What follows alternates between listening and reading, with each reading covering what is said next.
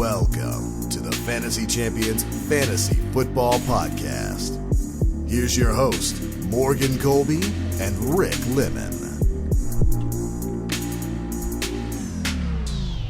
What's going on, Fantasy Champs? What's up? My name's Morgan Colby. I got Rick Lemon with me as always. Papa Rick. What's up? What's up? We are in the offseason at this point for fantasy football. The NFL is currently playing games to determine a winner of their glorious championship called the Super Bowl, in case you didn't know what it was. Yeah, what's the Super Bowl? What's the Super Bowl? I swear, if you don't know what the Super Bowl is, that's a problem. If you're an American, you don't know what the Super Bowl is. If you live in another country, you don't know what the Super Bowl is, I forgive you. Right, but if you live in, South the US Carolina, of A, and you don't know what the Super Bowl is, you are living under a rock, literally and figuratively. Interesting weekend. It was an interesting weekend. Jags. I honestly think the playoffs so far have been one of the worst I've seen in a long time, and that kind of lines up with how football has been this year. I thought the wild card weekend was decent. The Giants got blown out by the Eagles. The Bills got blown out by Joe Burrow. That was I thought the Dallas game was minutely interesting, but it was also freaking boring because nobody scored. And does that make it a bad game though? A defensive battle? Yes. You watched the Patriots all year, and you hated that. So but I like it every once in a while when it's like two elite defenses. The 49ers and the freaking I just don't like that every week. It's not the divisional round without the Dallas Cowboys doing something stupid. And losing, yeah. But it has been interesting. It's been interesting. I'll say that. I don't think there was one game that was like Dallas was the one game this weekend that was close. That was the one where like I thought Dak I didn't had really a drive at the end. Jaguars was close, but it wasn't like that close. Yeah. I didn't get to really. That was the one game I actually watched the least, unfortunately. But I think that was probably the best game of the weekend, from what I can tell. Yeah, I would agree. There was a weird. It was close up until the end, but it was like you have bad stuff happen all the time. You play if you ever play Madden online against people, you know that sometimes Madden will just frick you. You can't control anything. Sometimes a guy will just hit you, and he just fumbles it. Yep. Nothing you can do about it. You just gotta move on with your life. In the NFL, obviously, you can control that a little bit more. But the Jaguars got fricked by Madden. They had a fumble on the goal line that could have put them back into the game. So, but Mahomes, I don't like. If you watch that game, I never felt like I was rooting for. Right, it was one of those games that were close, but the Chiefs were always in control. Yeah, like you never thought that the Jacksonville Jaguars would come back. But so it was interesting. It's fun to watch some good football. I actually had a blast watching the Eagles blow out the Giants. Had a fun time watching that. After 2 quarters, and then I got bored. And I think I had the most fun watching Josh Allen lose in the playoffs. That is glorious. And watching Burrow win for you. That was like a double whammy. That would be this week too if the only way it could get better is if Joe Burrow does it again. Oh. What if he loses though and we get Mahomes in the Super Bowl again? Can I leave the room? Am I allowed to do that? That's why I was hoping the Chiefs would play one of those teams in the round before, so that way it could have increased their chances of losing. Yeah. Well, anyway, did you enjoy the weekend at least? Yeah, I thought it was good. I mean, the games weren't that great, but I still like watching playoff football. Yeah. And I don't mind, like I said, I don't actually mind defensive battles as long as it's like a one-off. So like the 49ers Cowboys game, I didn't really get to watch a ton of that one either. Mm-hmm. But from what I did watch, it wasn't too bad. And as long as it's not like defensive battles with every single game, every single week, like I'd rather see offense than defense. Yeah. But it's kind of refreshing to see like 2 good defenses going at it. Yeah, I agree. I just got sick of watching it all year, so. Yeah, and we didn't get like if the game like if the Bengals Bills game was like a 38-35 shootout, and then we got like a defensive battle, I would have been much better. Totally fine with that. Yeah. Instead, you got Josh Allen getting blown out. Right. But anyway, onwards and upwards. Championship weekend this weekend. Going to be interesting. We'll make some picks here until the Super Bowl. We'll make some picks. Okay. We'll do that on tomorrow's show though, if I remember. Probably should put it in the notes now. But anyway, today we are into the off season, starting to analyze some things. There's already been some coaching changes, a lot of offensive coordinator movement. I think there's 7 or 8 vacant offensive coordinator spots in the league. I don't ever remember there being this many offensive coordinator spots available. There are some guys getting interviewed that I'm like, what in the world? This guy didn't work the first time. Why are we doing it again? The assistant wide receivers coach for some random college is getting interviewed for like an OC. Oh my gosh, I know. Dan Quinn is being interviewed for the Cardinals head coaching position. Why? Every year he gets head coaching interviews. Every single year. Whatever, dude. It's like Todd Bowles. We have a whole show on that. So, the coaches show is always the most boring and unintellectual time of my life. And actually, probably it's usually actually pretty good. Yeah, it's usually the show that you have to listen to because it gives you insight onto how new coaching staffs will handle things. So you want to draft Mac Jones in the last round of your draft? Well, does Billy O solve that problem? We don't know. Find out on the coaches show. Early ad for the coaches show. We including OCs or just head coaches? Only if the new head coach is a defensive coach. So kind of like the Patriots. Yeah, Bill O'Brien. Yeah, we'll talk about that. Yep. So, but today we're going to talk about the top wide receiver free agents coming on the market, where they could go, how that could affect fantasy football. We'll also throw a little bit of tidbits in there with some trade guys. One question specifically I want to ask Rick at the end pertains to, last year during the draft, we had a pants drop-off moment with A.J. Brown. You're like, whoa. What happened here? So which wide receiver could that be this year? I want to ask Rick that at the end. But before we do that, check out our website, fantasychampions.com. Follow us on Twitter, Instagram, Facebook, TikTok. If you're listening on a podcast, Spotify, Stitcher, or any other podcasting platforms, please leave a review. Share this podcast with your friends. If you're watching on YouTube, subscribe, click the bell for notifications, like, and comment down below. Thank you for commenting. If you commented lately, I responded to the comment. Oh, there you go. So, do you have any initial thoughts on, don't mention any guys' names, but initial thoughts on this wide receiver class? It's absolute garbage. It might be the worst wide receiver class I've ever seen for free agency. Like, it's that bad. Even last year, outside of the year, they had Nelson Aguilar as the leader of the clubhouse. Bro, was that the year we signed him? Yeah. I could have sworn weren't there other guys on the market that year that were at least decent, and then we got Aguilar. I mean, Corey Davis was one of them, so I, gotta temper my expectations a little bit in that class. Yikes. But I feel like there were other guys available that year, but I could be wrong. He was a first-round pick. Good God, Aguilar. Aguilar was, yeah. What a waste of a pick for the Eagles. Was that the 2020 free agent class? 2021. So they played 2021 season, 2022 season. His contract's expired. 2-year, $26 million. We're out of that.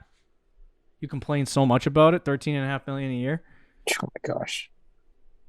But anyway, should we work this list backwards to forwards? Yeah, we probably should. Okay, we'll do that. I think backwards to forwards is. Oh, I got that list for you from that year. So I guess in hindsight, it was pretty bad. But they had Allen Robinson, Chris Godwin, Juju. He's a free agent every year. Kenny Golladay, yeah. Yep. Antonio Brown, Curtis Samuel. Who's not too bad, dude.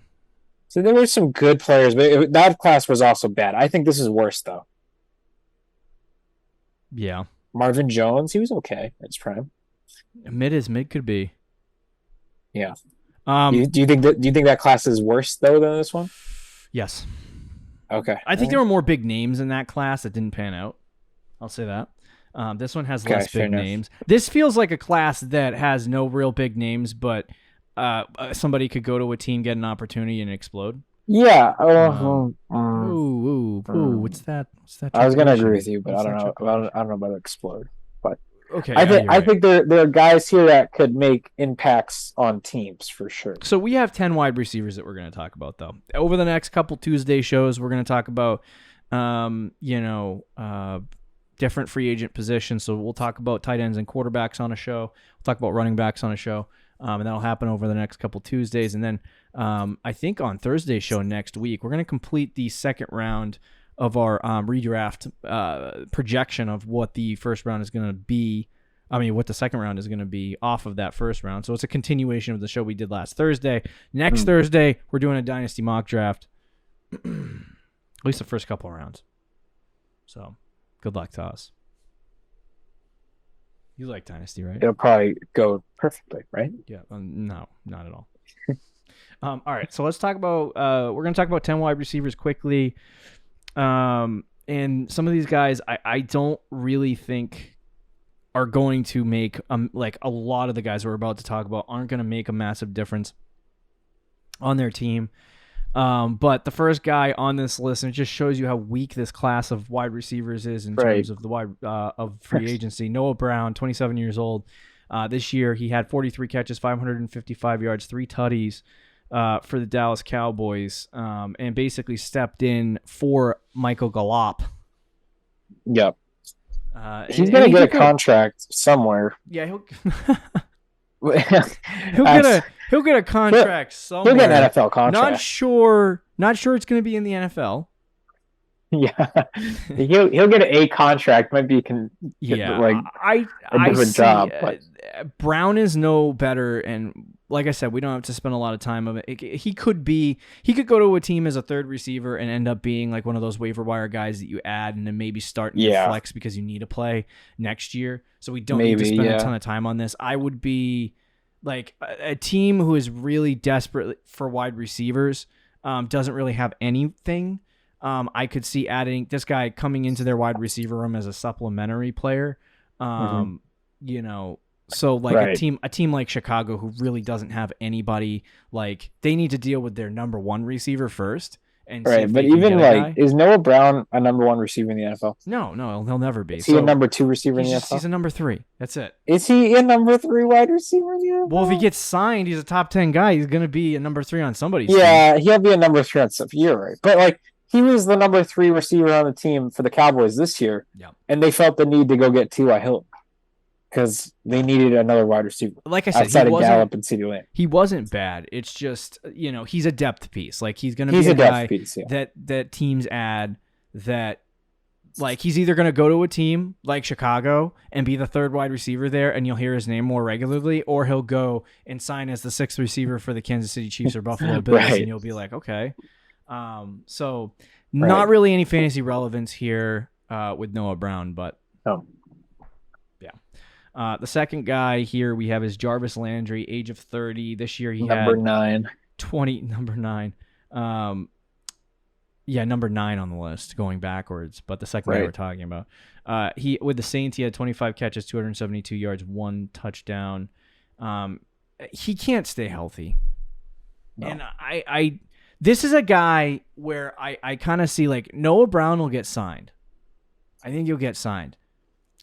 Landry's one of those people that I could totally see sitting on the open market until mid next season until somebody needs him, like T.Y. Hilton. And doesn't do anything. Like, he's gonna. I don't see him having. He's like a year away from retirement. Unless he does he's at that point. He is a guy though that somebody would sign and then he would step in and instantly be like third wide receiver on that team. Still not any fantasy relevance.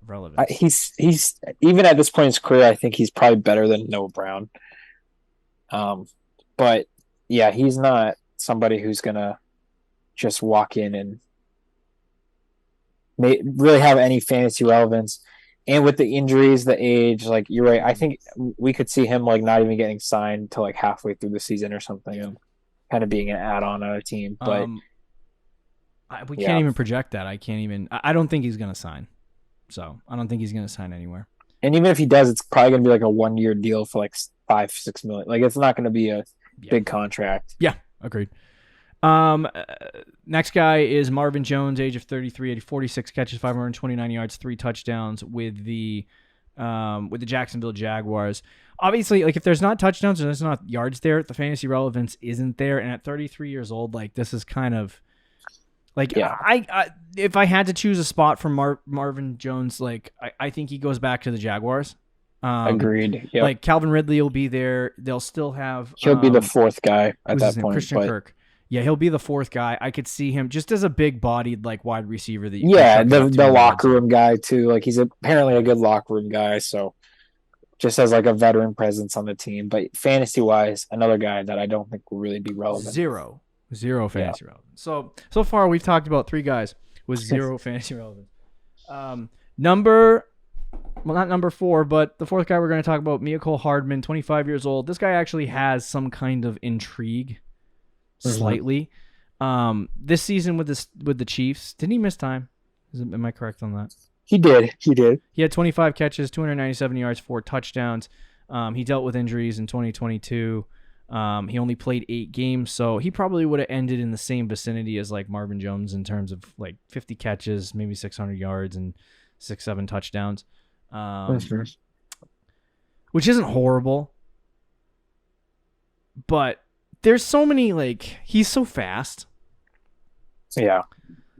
But cornerbacks in the NFL are starting to catch up to that speed. And like, if my thing with Hardman is that, like, if you don't have success with the Chiefs, who are you having success with? Right. With Patrick Mahomes and the Chiefs. Like, all of the receivers left. You were supposed to be Hardman was supposed to be the new Tyreek Hill here with all that speed. He has speed, but is he good at anything else? No. Drops the ball. Is he a good route runner? Does he have good hands? Like, this is a guy I could totally see like a team picking up. Like the Bills could go get him to get a field stretcher to put on the other side of, Diggs. And like I could see them doing that. But I like teams that need a wide receiver, like the Patriots, the Bears, I would argue the Saints in some extent. Like, those teams, are they going to go get Hardman? Maybe. I don't know. Like, he doesn't make that difference. The problem with Hardman, is like kind of what you said is like, if he goes to a new team, is his fantasy relevance going to be much higher than it could be on the Chiefs? Mm-hmm. And what is it on the Chiefs? It's kind of minimal. He does have the more value than I think any of the other guys we talked about. But it's still not anywhere where it's like super intriguing. Mm-hmm. But I don't know. I mean, I'd actually take him on the Pats just because of the speed alone. I think the Patriots could use just pure speed. Taekwon. Yeah, that's true. We have Taekwon for that, so it's like, what's the point? But he might go to an offense to just be a field stretcher, and if that's the case, fantasy wise, he's probably not going to be that relevant. No, I think that's other than like a big game here and there. I do think, like, I honestly, to be frank, I don't know what Kansas City, like, they do, regardless of whether they win the Super Bowl this year, I do think that they are going to try, they're also going to be in the market for a big receiver. Whether it's through trades or, like, drafting somebody extremely high, or as high as they can get when they finish in the top 4 every year. But, like, draft a wide receiver to some extent. And they got Kadarius Toney, who I think is gonna like make a difference next year a little more. Yeah, he'll have a role. But like I could see Hardman just going back to the Chiefs. Like there's no reason for you unless he gets paid. Like unless somebody lines up and pays the dude. Like I don't see him getting massive contracts. So I feel like Hardman would just crawl back to the Chiefs and resign. Yeah.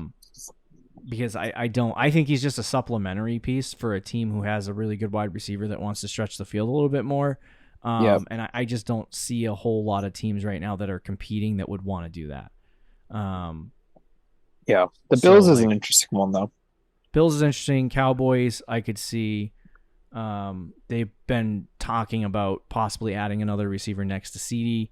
So I could see that as well. But any fantasy relevance whatsoever from Hardman? It's minimal. Okay, agreed. Unless he goes somewhere good. Yeah, but then it's like that's what I was saying. Like even if he goes somewhere good, like let's say he goes to the Bills, is the Bills better than the Chiefs? Like for fantasy? It depends. Because they're a team that likes to stretch the field. Like Mahomes will take the checkdowns.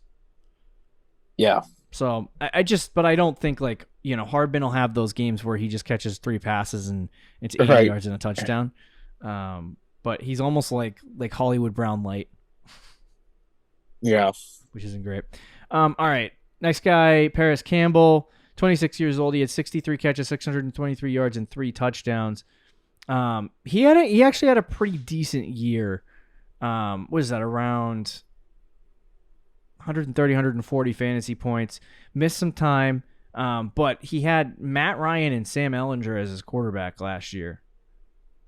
So he's another one of these. He's similar to Hardman in the context is, he doesn't have the same like elite speed as Hardman, but he is very, very fast for an NFL wide receiver. So, but he was playing the slot role for the Indianapolis Colts for a majority of his time there. I don't see him leaving Indianapolis, to be honest with you. But is this a guy that you see like leaving and getting a nice contract? Based on the season he just had. I don't think so. He did have a good year. I think he probably stays with the Colts as well. That's where I'd probably predict his landing spot. Yeah. But he is someone I think of now we're starting to get into guys who could have potential value. On they don't have a lot of standalone value for fantasy, but like I could see him, if Paris Campbell signs a big contract and goes in a great situation, I think you would have to consider giving him some fantasy value. Now with Paris Campbell though, is outside of this year, he's been hurt every year of his career. Yeah. So I think you do have to be a little concerned about that. Yeah. But I do think he had a pretty good year with mediocre to really bad quarterbacks.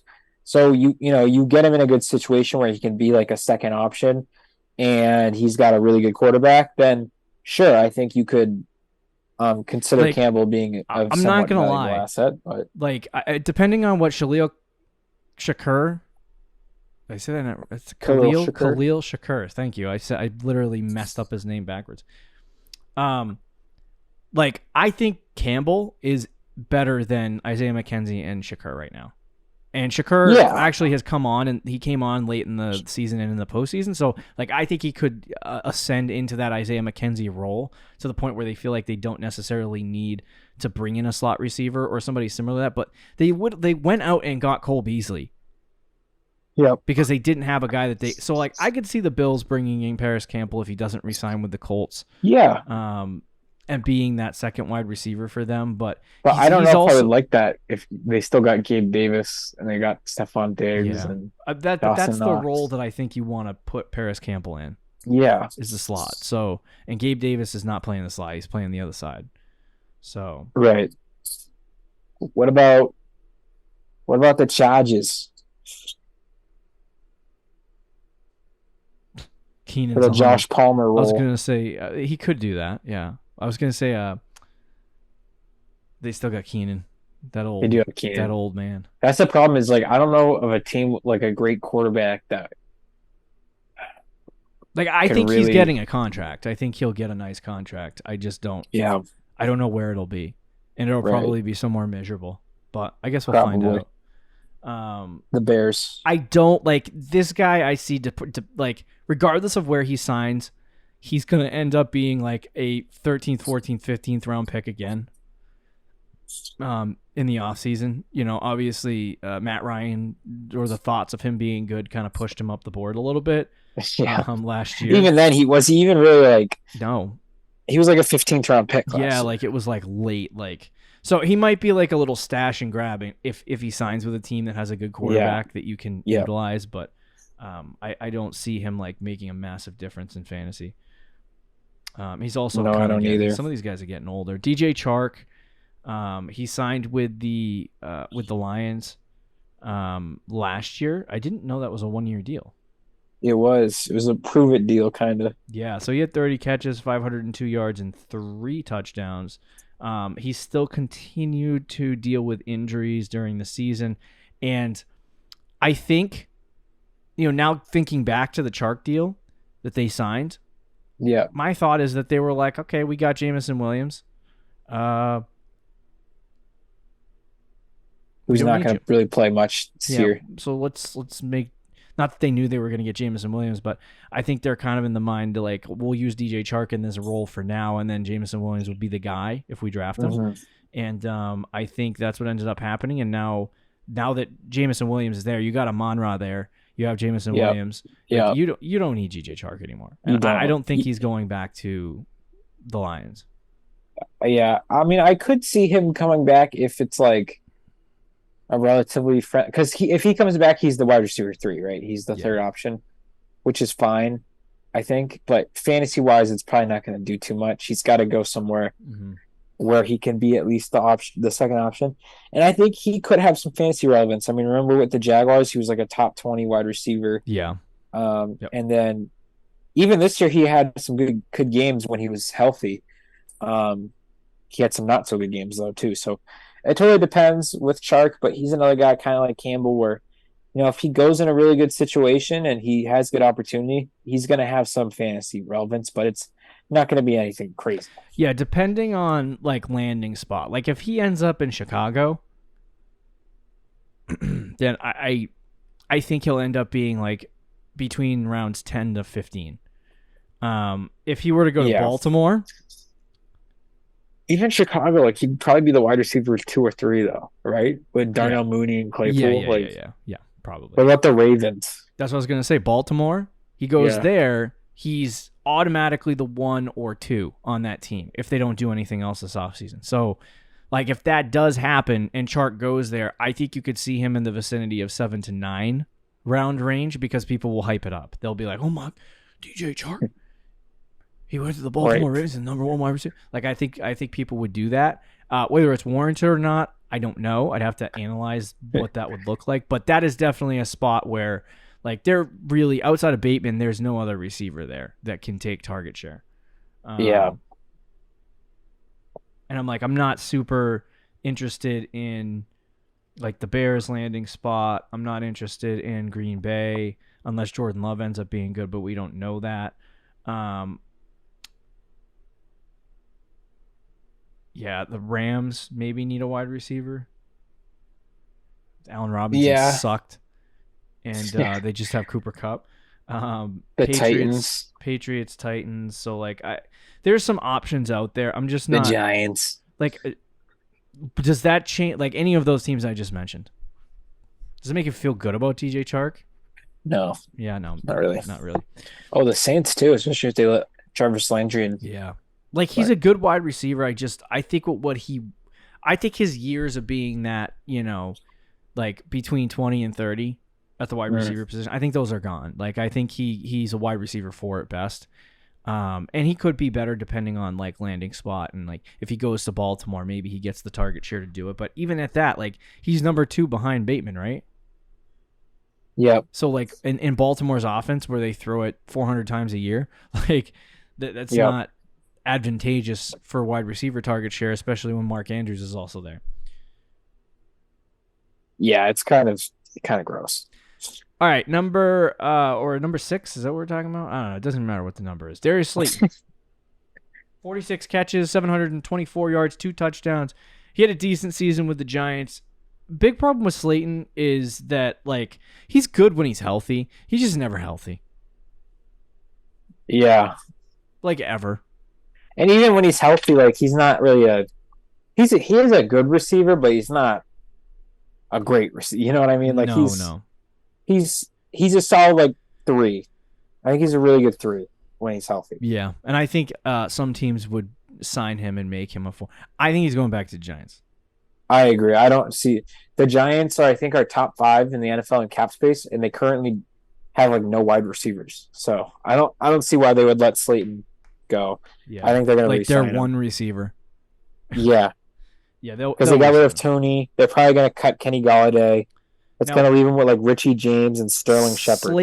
Slayton with Daniel Jones having a year under Dayball, after they had success, maybe you get another bigger wide receiver in here. They're going to release Kenny Golladay most likely. So they draft a receiver. They bring another receiver in through a trade that's a bigger guy. Slayton goes back to the Giants. Do you like that situation for Slayton? Maybe they don't get a receiver at all, or they draft. If they don't one. get a receiver at all, let's say they just run it back with the same team. I actually do like Slayton because he becomes really their number one wide receiver, even though he's not great. And Daniel Jones isn't going to throw 30 touchdowns and 5,000 yards. What round are you thinking? If he was by himself, like if I could see him being like an 8th or 9th round pick. Interesting. We'll see if that happens. I mean, he was getting like 7 catches a game in the playoffs. Yeah.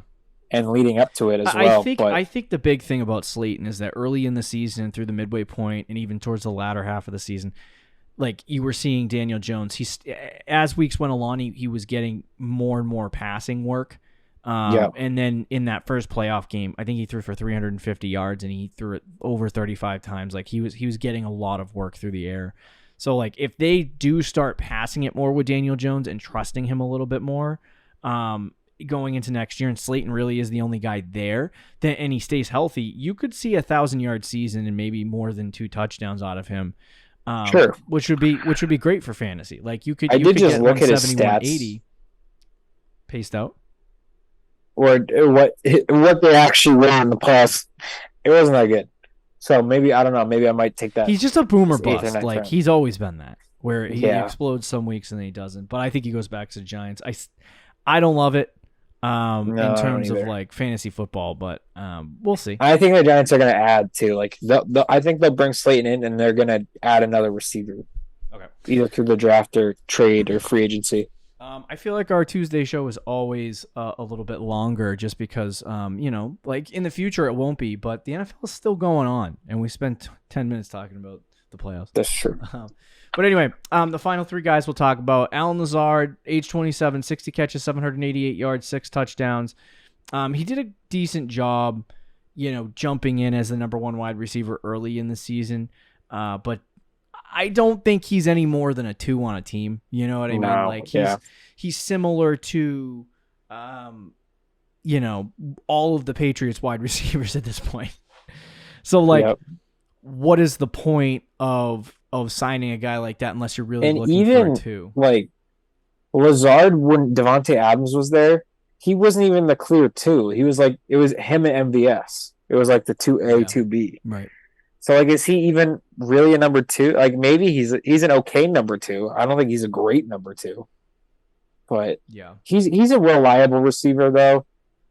He's kind of like Marvin Jones, I think, in that sense, and he's younger than Marvin Jones.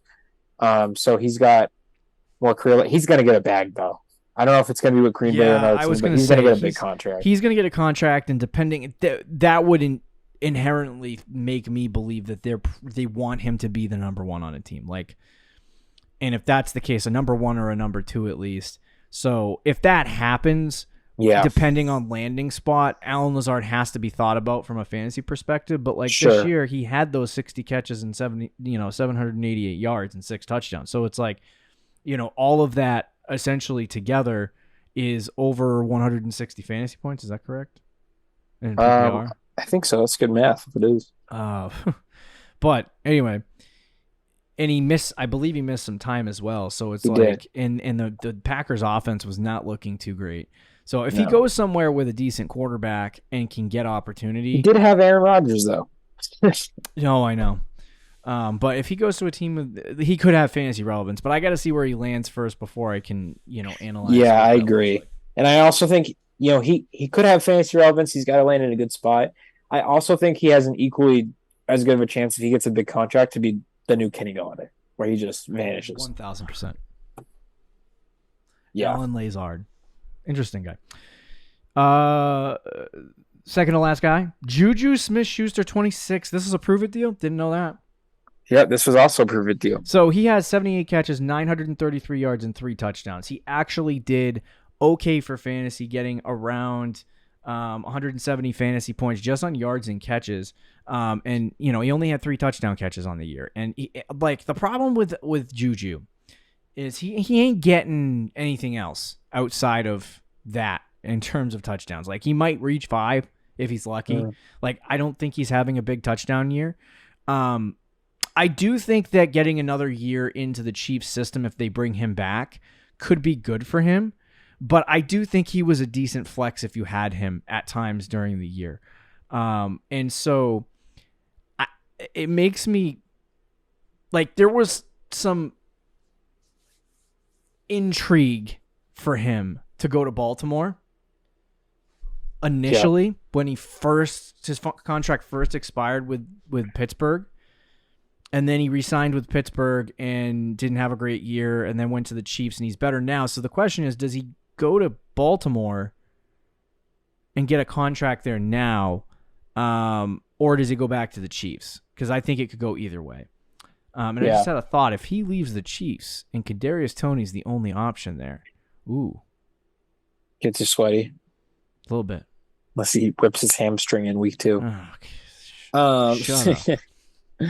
Yeah, I actually, this class is so weak, but Juju's probably, I don't know if you agree with this, he might not be the best, he might be. He's at least one of the clear top 2 guys in this class. Yeah.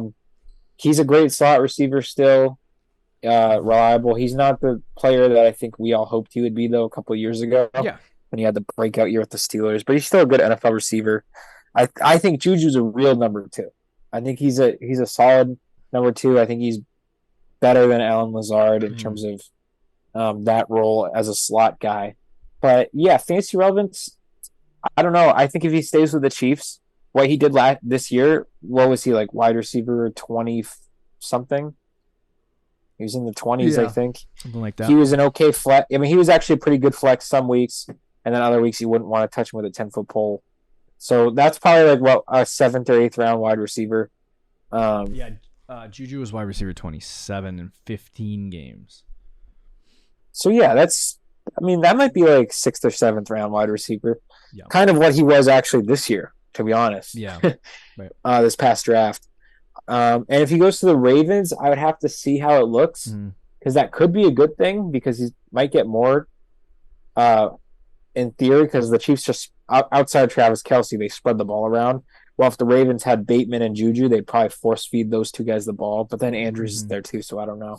I don't know how it would look with the Ravens. I'd have to kind of go over it. But either way, Juju will have some fantasy relevance. Now, but it's not going to be insane. There has been a lot of talk because the Patriots are going to let Aguilar walk, I would anticipate. They also have Myers, who's hitting the market, who subsequently happens to be the next guy and the final guy we're going to talk about from this free agent class. But Juju could go to New England and play the slot role that Myers played there if they can't get Myers. Like, if Myers gets a big contract. But I also think that Juju will probably get a big contract as well. Right. I would actually love Juju to play. If they let Myers go, I would love Juju as a Myers replacement. The only problem is, the only reason they would let Myers go is because they wouldn't want to pay him. Yeah, and so why would you pay? Why would you give Juju like $20 million a year? But I think somebody would waste their See, this is why I think the Chiefs are going to let him walk. More than likely, is because I think somebody's going to line up to pay him. Whether it's Baltimore, I think it'll probably be Baltimore. That feels like a good spot for him. Yeah, but regardless of who it is, maybe Chicago. Like, somebody's going to line up to sign this guy. Yeah, and like, it'll end up being a horrible decision. Probably. And Juju could end up sucking. So, I honestly think if he's not in KC, there's little room for growth with Juju. Like, if he goes back to Kansas City, I would consider him maybe in fantasy as a flex option going into next year. Sure. Because, like, he just plays a couple more games and he has, around 190 to 200 fantasy points. Or so just hope for some increased touchdowns. Yeah, something. Like 3 to 6 or 7. But for me at this point, Juju's kind of just like, if he goes anywhere else, I don't know how much success he's really going to have. Because he needs a really good quarterback and a lot of pass attempts to make that happen. So, any more thoughts on Juju? No, I think that's it. Okay, final guy, Jacoby Myers, 67 catches, 804 yards. Number 1 free agent wide receiver. 6 tutties. After not catching a touchdown for like 3 years. I know, and then he puts up 6. Finally caught some touchdowns. He has 8 career touchdowns. He's the top wide receiver free agent, I would say. Yep. It would be a big loss if he leaves New England. I actually think there would like the Patriots have a lot of cash to spend, and there's not a lot of free agents out there. And Myers has talked about how he wants to come back.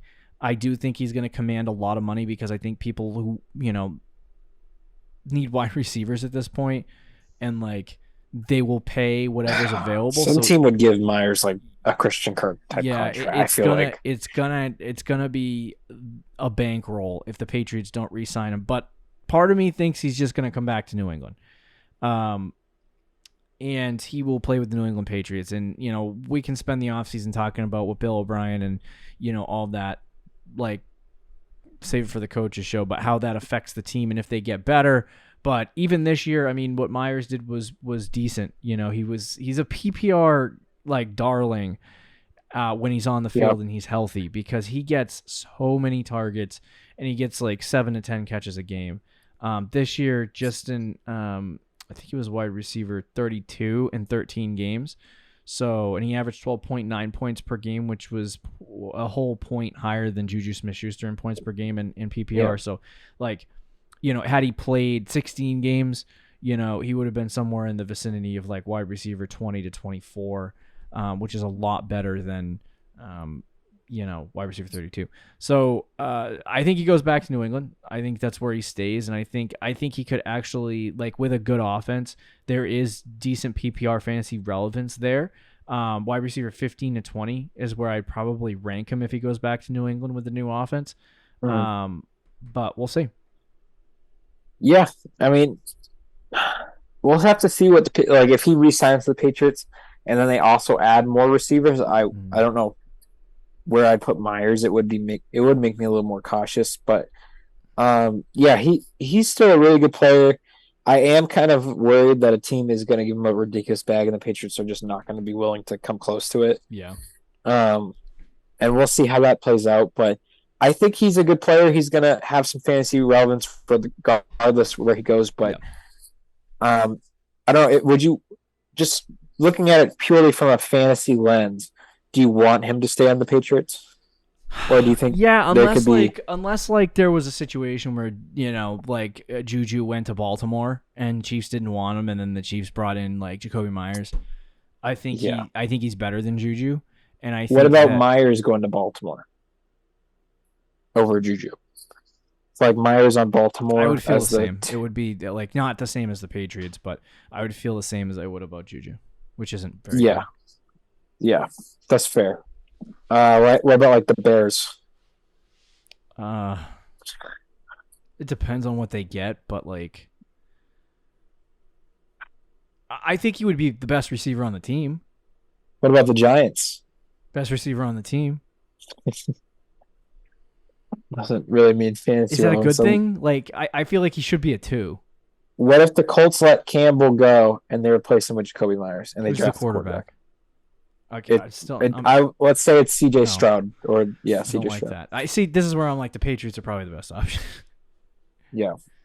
So and it's going to be for both of these guys, Juju and Jacoby Myers. Like there is no X or Y receiver. Yeah. Like there is none. Like you Alan Lazard, Darius Slayton, DJ Chark, like those are the guys. But like you look at Hardman is more of like a slot receiver. Paris Campbell's more of like a slot receiver. Jacoby Myers, Juju Smith-Schuster, like it's just a class loaded with slot guys, which are third wide receivers on teams. Sometimes the number 2 guy. So it's just like I don't like.